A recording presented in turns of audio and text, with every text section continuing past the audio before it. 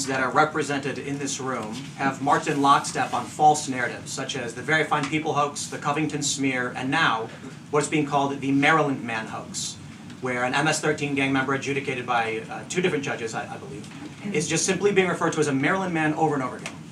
Now, in an effort from the White House to expand access to new companies, you've created this new media seat. So I'm wondering if you can comment on, following this expansion, you've had numerous outlets disparage the companies that you've had sit here, as well as the reporters. I'm wondering if you could comment on that unprofessional behavior, as well as elaborate if there's any plans to expand access to new companies. Sure. Well, we certainly welcome diverse viewpoints in this room, which is one of the reasons we have you in here, and there's many new faces in this room in comparison to the previous administrations. We want to welcome all viewpoints into this room. We welcome unbiased journalists who really care about the truth and the facts and the accuracy, and you rightfully pointed out the Maryland Man story, which I, from this podium, when The Atlantic published it, on that very first day, I came to this podium and said, this is wrong. The press in this room have this story wrong, and we have seen more and more evidence come to the table that we have had all along. We were always right. The president was always on the right side of this issue to deport this illegal criminal from our community. And it is despicable to see the media continue to refer to this individual as someone who is just a peaceful man living his life in Maryland. This was and always has been an illegal criminal, an MS-13 gang member, and a designated foreign terrorist. And the administration maintains our position to deport these individuals from our community. So thank you for being here, Tim. It's great to see you. Thank you. Dasha, why don't you kick us off? Thank you, Karoline. You're welcome. I really appreciate it. I have 2 questions, one on the Pentagon and another on the economy. You said on Fox News that the entire Pentagon is working against Secretary Hegseth, but the people who were fired were Hegseth's own guys. So how do you square that, and what do you say to concerns that that's bad management? They were Pentagon employees who leaked against their boss to news agencies in this room. And it's been clear since day one from this administration that we are not going to tolerate individuals who leak to the mainstream media, particularly when it comes to sensitive information. And the Secretary of Defense is doing a tremendous job. And he is bringing monumental change to the Pentagon. And there's a lot of people in this city who reject monumental change. And I think, frankly, that's why we've seen a smear campaign against the Secretary of Defense since the moment that President Trump announced his nomination before the United States Senate.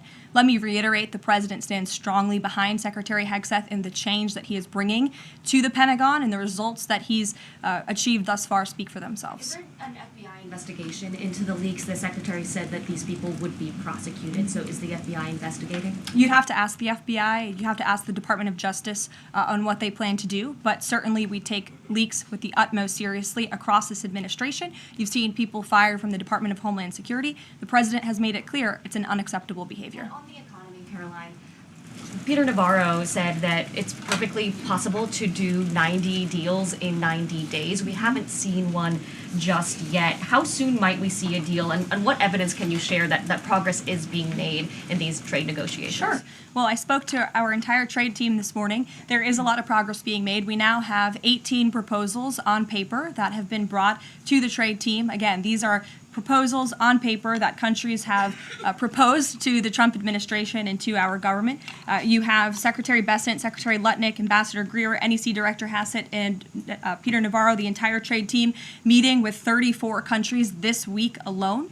We are moving at Trump speed to ensure these deals are made on behalf of the American worker and the American people. And just yesterday, it seemed to get a little bit lost in the news, and I think it's a disservice to the American public that it did. The Vice President announced terms of reference for a trade deal with India. That is a big deal. We know when we look at the numbers, the monetary trade barriers and the non-monetary trade barriers from India, they have been ripping off the United States and American workers for a very long time. So the fact that the Vice President with Prime Minister Modi on that trip in India announced these terms of reference, which is essentially a framework to move the ball forward to sign a good trade deal between our 2 nations, is great progress, and it speaks to the work ethic and the real labor that's being put into this effort by the president's trade team. Sure. Go ahead. Does the proposals that you talk about, is that enough to extend the pauses on these reciprocal tariffs, or does the president need to see, these deals inked and signed to offer any sort of additional extension beyond the 90 days? Well, look, ask me in July when the deadline hits. I know I'll be answering those questions from all of you in this room. There's a lot of time left, and the president's trade team is working, again, at Trump speed as quickly as they can to ensure that these deals can be made. Are any of those conversations yet with China happening? I actually do have something to share on that. I asked the president about this before coming out here, and he wanted me to share with all of you that we're doing very well in respect to a potential trade deal with China. As I mentioned, there have now been 18 proposals in more than 100 countries around the world who are wanting to make a deal with the United States of America, and the president and the administration are setting the stage for a deal with China. So we feel everyone involved wants to see a trade deal happen, and the ball is moving in the right direction. Sure. Setting the stage for a deal with China, what does that mean? Has the president spoken directly with Xi yet?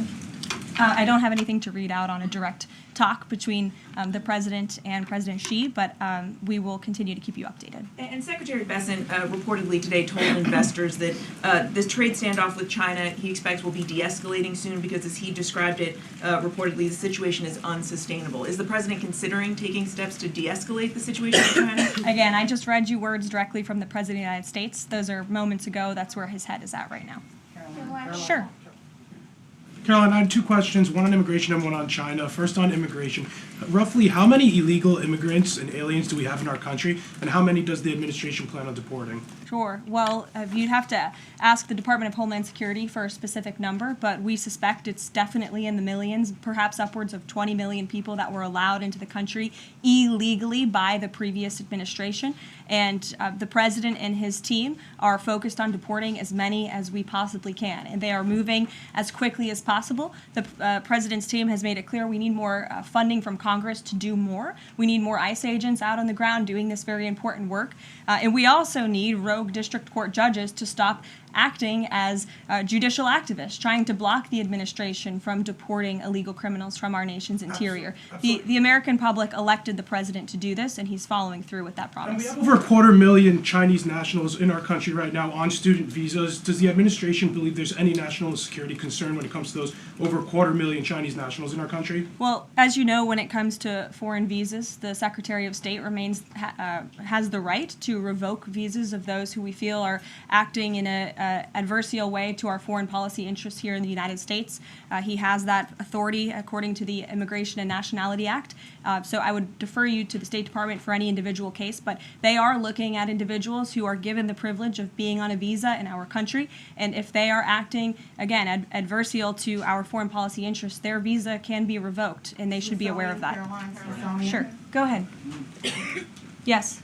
I'm calling on you. Thank you, Caroline. You're welcome. Over the last few weeks, several countries have warned their citizens about travel to the U.S., and the Department of Commerce's own stats know that from a lot of countries, the number of visitors is falling. Does the White House have any message for people that might be reconsidering business or tourism travel to the U.S.? Where did you see that report? With the statistics coming from the Department of Commerce, Said what? It's That- hard to hear you. sorry. Sorry. that visitors from a lot of countries have fallen in the last 3 months. I'd have to look at that report to comment on the merits of it. I think most people around the world recognize the United States of America is a great place to do business. It's a beautiful place to visit, and they should certainly come here because it's a much safer country than it was 4 years ago under the previous president. Libby, good to see you. A question about this upcoming announcement from HHS to ban food dyes. During the first week of the administration, the FDA announced that it's pulling its plan to ban menthol cigarettes.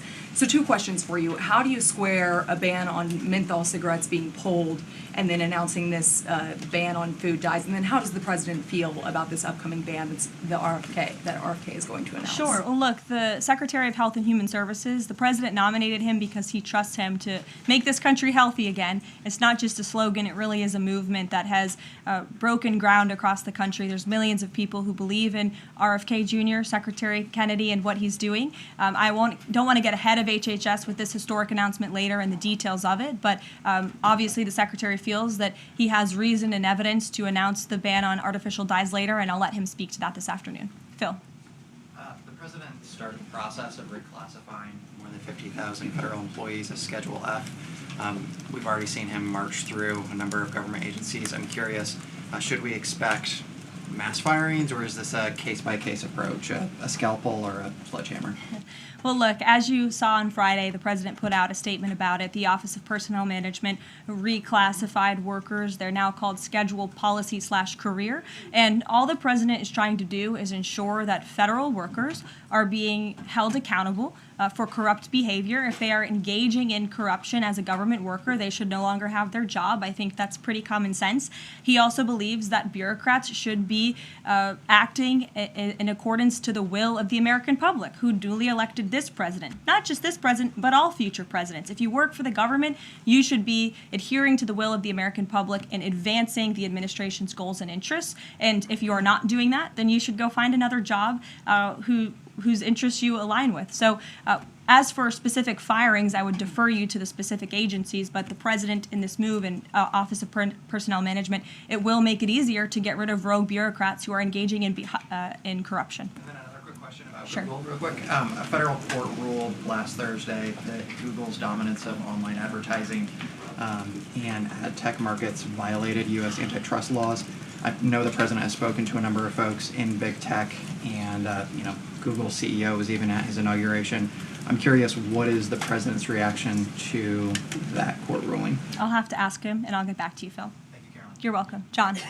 Thanks a lot, Caroline. Some economic questions for you. Kevin Hassett has been a key economic advisor to the president in both of his terms. In 2022... And he still is. And he still is. He was just in my office. Absolutely. In 2022, he said that the independence of the Fed is super important. That's a direct quote. Is that something that the president subscribes to? Does he still believe in the independence of the Federal Reserve? Well, look, I think the president has made his position on the Fed and on Powell quite clear. The president believes that they have been making moves and taking action in the name of politics rather in the name of what's right for the American economy. The president has the right to express his displeasure with the Fed, and he has the right to say he believes interest rates should be lower. He believes Americans should be able to borrow money cheaper than they currently are right now. And I also spoke to Kevin Hassett about the Fed as well, and he has called into question the Fed's independence and whether they are actually doing things, again, out of the best interest of the economy, or are they doing it for partisan reasons. The president wants to see interest rates lower. He has made that quite clear. We've also seen, Sure. if I may, I'm sorry, one more, Caroline, just about, I said two economic questions, about the dollar. We've seen the dollar at multi-year lows versus the euro and other currencies around the world. Is it the administration's policy for a strong dollar? How does it view the dollar versus other currencies around the world? The president wants to see the dollar remain as the world's reserve currency for our long-term fiscal stability and our economic growth. He's been quite clear about that. Sure. Two questions. And then to the woman behind you, who I haven't seen before, welcome. Go ahead, Mary. Earth Day and then the Supreme Court, if that's okay. That's right. It's Earth Day. Yes. Happy Earth Day, everyone. I saw the president truthing about the garbage pileup from China in the Pacific, and then I believe Lee Zeldin is headed to San Diego to investigate the pile of sewage from Mexico. Can you speak to what the White House has planned for Earth Day and anything in that arena? Sure.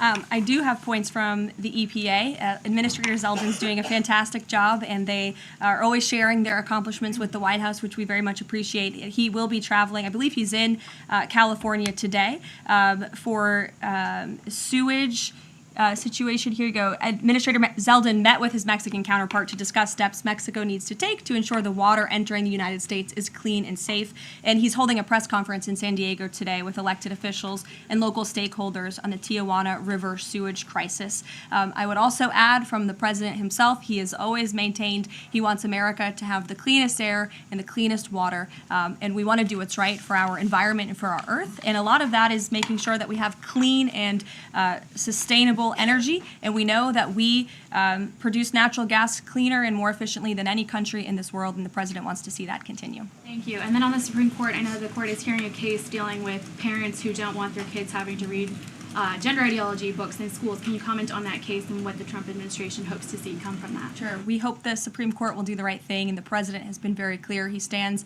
on the side of parental rights, and he believes strongly that parents should have a greater say in their children's education and the content, if you will, that children are being exposed to in our public school system.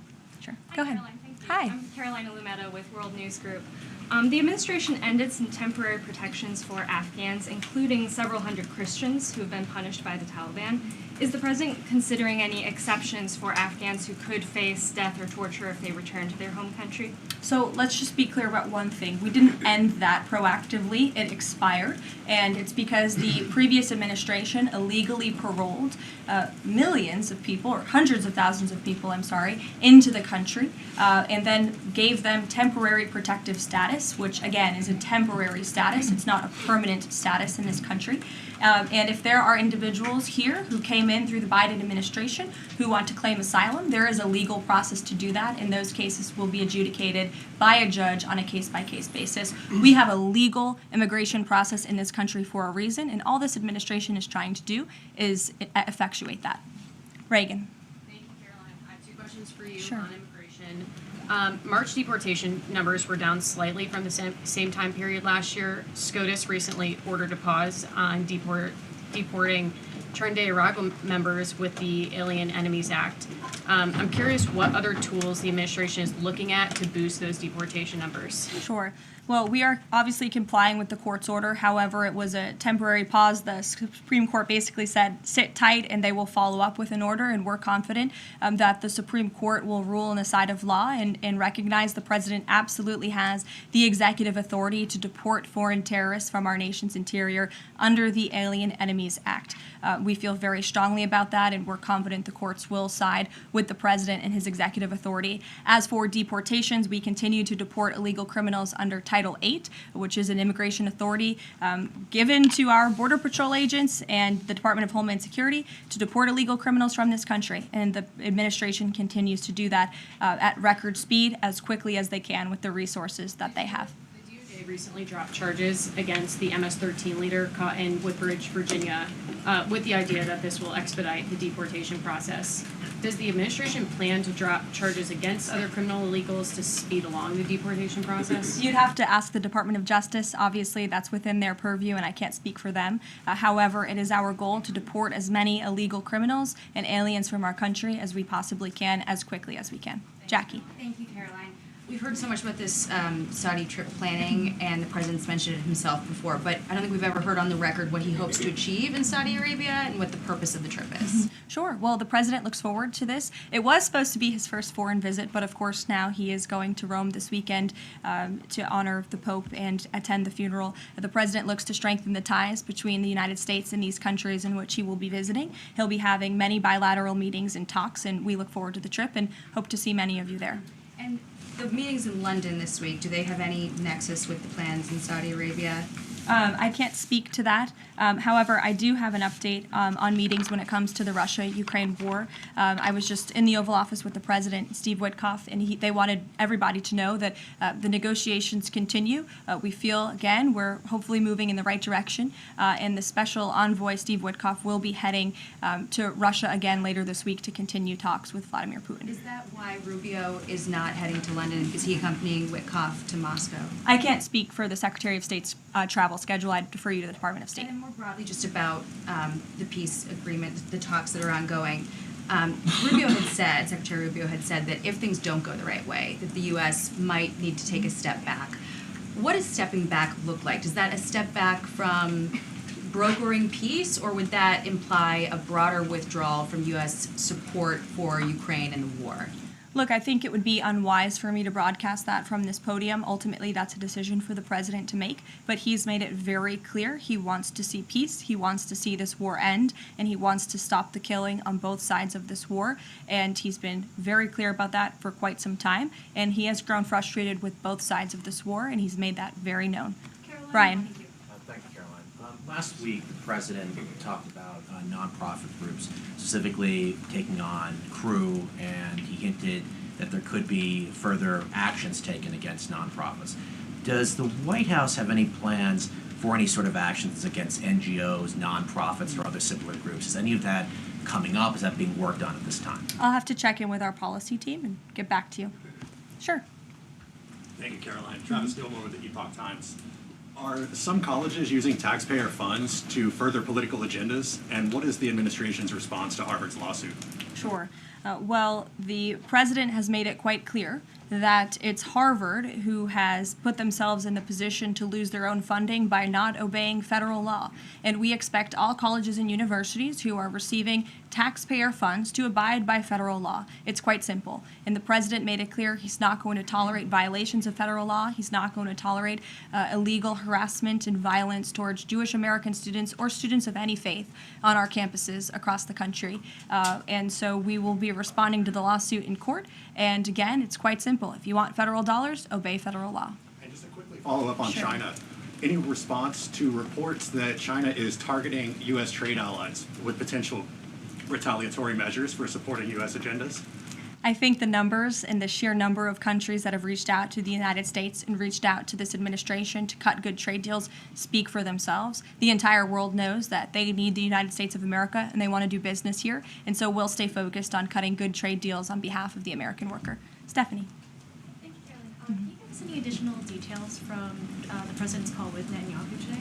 I did speak to the president about it. It was a good call. They spoke particularly about Iran and the negotiations that are underway with Iran and the United States. And the president has made it very clear repeatedly, but I'll reiterate, there is no daylight between the United States of America and the state of Israel. He stands strongly behind our ally. He's made it quite clear when it comes to Iran that we want to see a deal, and Iran has a choice to make. But the president has also made it very clear, and he reiterated that in his call with Prime Minister Netanyahu today about the need for Iran to never obtain a nuclear weapon. I do have one more bit of news that I would like to share with all of you. Just give me 1 second to find it.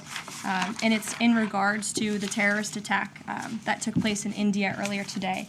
The president has been briefed by the National Security Advisor, and he's being kept up to speed as more facts are learned.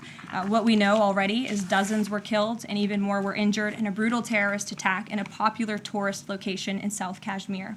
President Trump will be speaking with Prime Minister Modi as soon as he possibly can to express his heartfelt condolences for those lost. And our prayers are with those injured and our nation's support for our ally, India. These types of horrific events by terrorists are why those of us who work for peace and stability in the world continue our mission. So we'll give you a readout of that call later this afternoon. There's a lot of work to be had. You may hear from the president later this afternoon as well, and we'll see you all later. Thank you.